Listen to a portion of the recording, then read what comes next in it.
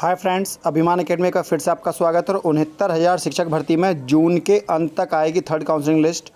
और क्या रहेगी रिक्तियों की संख्या, काफ़ी अभ्यर्थी बार बार ट्वीट करके पूछ रहे हैं। मैंने उनसे बोला भी था कि अभी कोई लिस्ट नहीं आने वाली 15 जून के आसपास।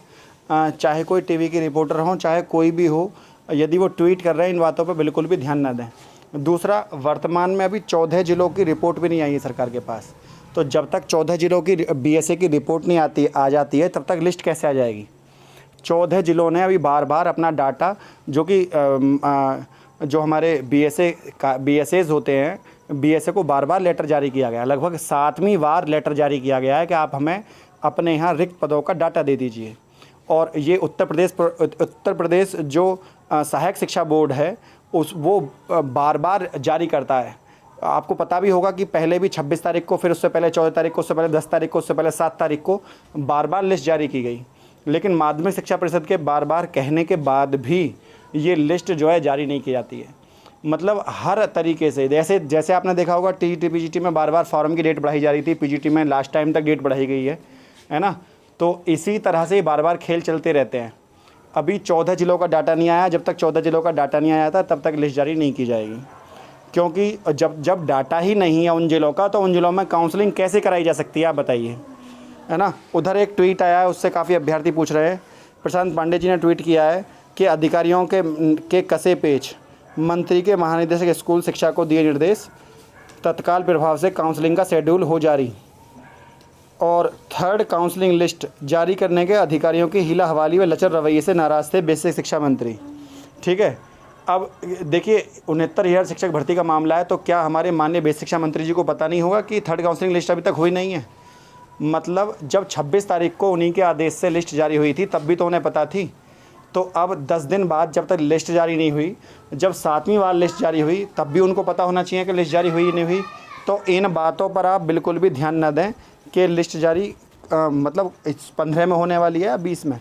क्योंकि कई बार ऐसा होता है कि मिसगाइड किया जाता है अभ्यर्थियों को। तो अभ्यर्थी क्या करेंगे, अब सोचेंगे 15 जून को लिस्ट होगी, तो आपका जो ट्विटर कार्यक्रम चल रहा है उसको आप बाधित कर लेंगे। तो ये है ना, ऐसा नहीं है कि हर आदमी आपकी आवाज़ को सही तरीके से उठा रहा है, या कोई भी व्यक्ति सरकार के दिशा निर्देश पर काम कर रहा है। कम शब्दों में ही आप मेरी बात को समझने का प्रयास करिए। हर बात वीडियो के माध्यम से बताने की नहीं होती है ना। शासन स्तर पर बैठी हुई ये कुछ पॉलिटिकल गेम चलते हैं, उनको भी समझिए। लिस्ट अभी तक जून के लास्ट से पहले नहीं आने वाली है। और ये मात्र एक जो आपका 22,000 सीटों को जोड़ने का ट्विटर अभियान चल रहा है, उसको कहीं ना कहीं बाधित करने का प्रोग्राम है।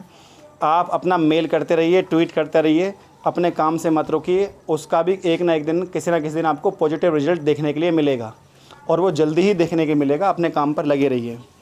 और थर्ड काउंसलिंग लिस्ट में यदि अभी लिस्ट लगा दी जाए, तो आपका लगभग 6,500 सीटों पर काउंसलिंग होगी।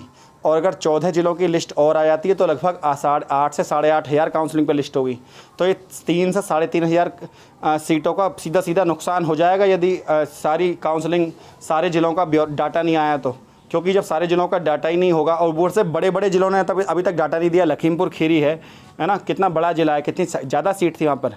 इसके अलावा तुम्हारा जहाँ एयरपोर्ट बना है, नेपाल के टच में एक ज़िला है कुशीनगर की सीट अभी लिस्ट नहीं पहुंची है बीएसए की। तो ये बड़े बड़े ज़िले हैं, है ना। तो कुशीनगर है, लखीमपुर खीरी है, इन 14 ज़िले हैं, बड़े बड़े ज़िले, जहाँ ज़्यादा 2600, 2500, 2100 सीटों की संख्या है।